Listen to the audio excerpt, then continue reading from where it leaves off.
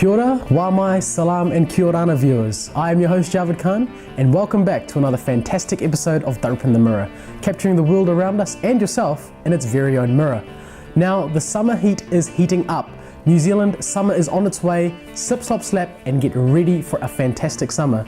Now in today's show, we have noted security expert Dr. Paul Buchanan, who was in conversation with NewstalkZB's John Dunne on the issue of the Terrorism Suppression Act. Now, unfortunately in this day and age, terrorism is succinct with the Islamic world. Therefore, for Muslims all around New Zealand and in the world, it is a very sensitive topic. Joining us also is President of FIANZ, the Federation of Islamic Associations of New Zealand, President Javed Khan, on this very sensitive issue. So without further ado, viewers, let's cross over now. The workers' rights are under attack.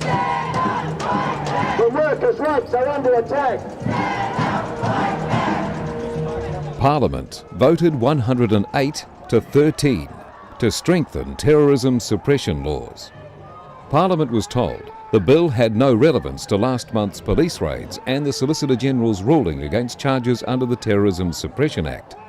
The Terrorism Suppression Amendment Bill was drafted long before the police raids, with the main purpose of allowing New Zealand to meet its international obligations in terms of designating terrorist organisations. But it also creates a new offence of committing an act of terrorism under penalty of a life sentence, and gives the Prime Minister responsibility for designating groups or individuals as terrorists. No more terror laws! No jail without just cause! No more terror laws! It is those provisions which have now been passed into law that have set the Māori Party, the Greens and ACT against Labour and National. There were fiery clashes during earlier debates on the bill, with Māori Party MP Hone Harawira accused of effectively justifying anarchy when he said he opposed laws which allowed state forces to terrorise his people. A former US security advisor and university lecturer on security issues is Dr. Paul Buchanan. Given the police evidence that has suddenly been trotted out all over the place following these recent raids, and notwithstanding this amendment, had it been a bunch of Muslims we'd discovered with a cache of firearms here, we would have been patting ourselves on the back saying, oh, how lucky we are and what a narrow escape we've had. Well, yes and no. I think that it's been interesting to see the leaked transcripts of some conversations. The question still remains whether the people involved in these conversations had the capability to act on what they were talking about, and then, of course, whether or not the conversations extended to more than 2 or 3 individuals, because from what I've read of these transcripts, it's pretty clear that it's just 2 or 3 guys who are doing all the fierce talk. Interestingly, that you mentioned Muslims, because I was thinking to myself that the people who have cause to be very, very concerned about the passing of this amendment to the Terrorism Suppression Act is the Muslim community of New Zealand, which has no history of violence whatsoever. But who were clearly the targets of this legislation in the first instance. You know, this was all about responding to the Al-Qaeda attacks of 9/11, and it was basically oriented towards rooting out supporters, financiers, people who were kindred spirits to the Al-Qaeda enterprise within New Zealand, and of course it was derailed and sort of went off track in the pursuit of these political dissidents in the October raids. But if I were Muslim, I would think, you know, what they're doing is now they're going back to the original focus, which is us. And since they have no history of violence in New Zealand, and in fact have very, very little connections with radical Islam in the main, I would think that they'd be very concerned about their civil liberty. And a fellow like Ahmed Ghazawi, although he had a rough time as it was, be breathing a sigh of relief after all. The point being, this highlights how big a challenge it is to successfully draft legislation surrounding an issue as vast as terrorism, doesn't it? Well, yes. I think that the trouble with the TSA is that it's more appropriate for the security environments of Turkey or Pakistan than it is New Zealand. Well, we have to understand, and I completely understand the government's argument that we're meeting our international obligations by adopting this legislation. However, what I find quite interesting is that many other countries have taken the UN mandate and they've amended the legislation to reflect the geostrategic and threat realities of the countries in question, whereas New Zealand has adopted it fairly lock and stock, as if we were on the front lines of the fight against international terrorism, and we clearly are not. This amendment, this extension, and by the way, I find it remarkable that on the very day that the Solicitor General announced that the law was incoherent, the amendment passed its second reading, and then a week later, the entire bill was passed. So clearly Parliament doesn't understand what incoherent means, and perhaps what's going on here is they decided to pass the amendment, get the bill wrapped up, sewn up, now that the Prime Minister can designate terrorist entities and what have you, and then review the whole thing, which to my mind is a little bit of a waste of taxpayer dollars. Of course, at the moment we have a benign enough sort of parliamentary environment where we don't historically throw people to the wolves, but potentially a different sort of political animal with the reins of power in this country, like a Bush or a Rumsfeld, could run amok under this amendment to the legislation, which begs the question, what level of law in this regard do we need in New Zealand, or is it saying we don't have enough of a robust court system after all? Well, it does to show a remarkable lack of faith in the courts. I think we should take a look at what's happened in Australia, the UK, and the United States under their terrorist legislation. The innocent people who have rounded up and held without charge indefinitely, then eventually released without any charges laid against them. That's the danger there. I personally believe that we may need to tweak the Crimes Act to allow the police and intelligence services to extend their surveillance programs a little bit beyond the immediate or penultimate stages of a crime and commission. But I really think that we're in error to go down the path of creating a separate category of political crimes or politically motivated crimes known as terrorism. Because, quite frankly, if we tweak the criminal legislation, the courts can handle it quite satisfactorily. Although, just to finish, and simplistically, admittedly, surely better safe than sorry. Certainly, and I think that the police were correct in moving against these people. And I mean, I completely support the police operation. It may have been a little bit heavy-handed in Ruatoki, but clearly these people needed to be addressed quite seriously. Now, the invocation of the Terrorism Suppression Act in its first instance against domestic political activists, I thought was an unfortunate error.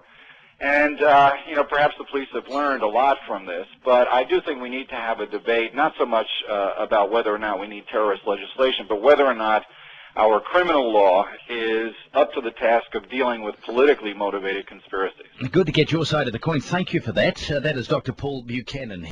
Dr. Paul Buchanan warns that it is the Muslim community that should be deeply worried over the passing of this legislation and calls for a healthy debate over the issue. The Federation of Islamic Associations in New Zealand, President Javed Khan, has voiced his community's concern. A representative of the Muslim community, as FIANZ president, what exactly are your community's concerns? Well, first of all, I would like to say that the Muslim community has been a very tolerant and very peaceful community here in New Zealand.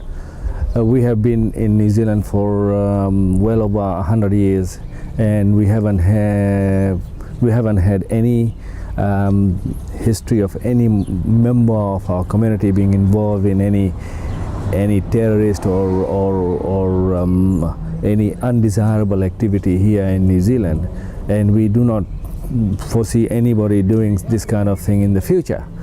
However, we have concern about this act in that the act has got certain provisions whereby the police have been given some very powerful tool to look into some suspicious activities, and our concern is that they can test those provisions in not in a proper manner, but in a manner where they would be getting innocent people, involved in that kind of situation, and that is our concern, really.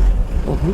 I see. Like you mean to say that when legislation is passed, when it is sitting out there is every chance of the police utilizing it. Like for instance, in Australia, the police were clearly instructed to apply the law left, right, and center. Absolutely. This is exactly what our concern is. This is exactly the dangers of having this kind of legislation, where you can see what actually happened to this innocent doctor who happened to be a Muslim, and who had the only thing that he had was there was some sort of connection about his telephone or something like that, and that made life a misery for him and his family and the total entire Muslim community. And we do not want that kind of thing happening here in New Zealand. And that's why we are concerned that this kind of legislation could do this kind of injustice to our members of our community. Have you conveyed this concern to the members of parliament, to the government as such? Well, we haven't done that in any particularly, but we have talked to various MPs, and we have expressed our views. Unfortunately, this is something which has already been in train, and this was going to go ahead anyway. I think members of parliament from both the sides, they were quite keen to get this kind of legislation through. So even if we had made a lot of noise or whatever noise we would have made, it would not have made any difference whatsoever. Well, the government says that it is meeting the UN obligations, but clearly some of the countries have amended the terrorism laws to suit their geopolitical, geostrategic climate existing in their countries. New Zealand absolutely wasn't on the radar. It is not a part of the frontline state fighting a war on terror. Absolutely, absolutely. We don't have that kind of problem here. We don't have. I mean, you see that in the Euroveras, this thing has happened, that there have been people have been detained and all that. But I have my own doubts as to the legality of what actually has happened.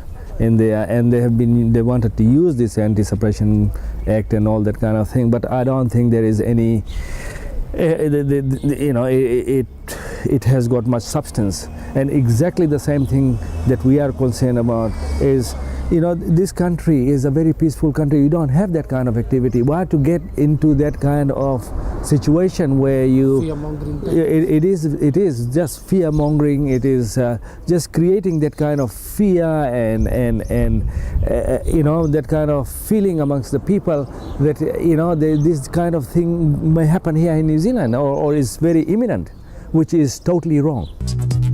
Coming up next. I'm coming to the conclusion that the more public money that is made available for Eden Park, the more the contractors will put the price up. Next week. They actually put their children into factories to raise money, and a child will work 16, 17 hours a day. We've seen that with major clothing companies. We have been enticing foreign investors since the 60s. And we have been quite successful. Our society has, to some extent, been transformed.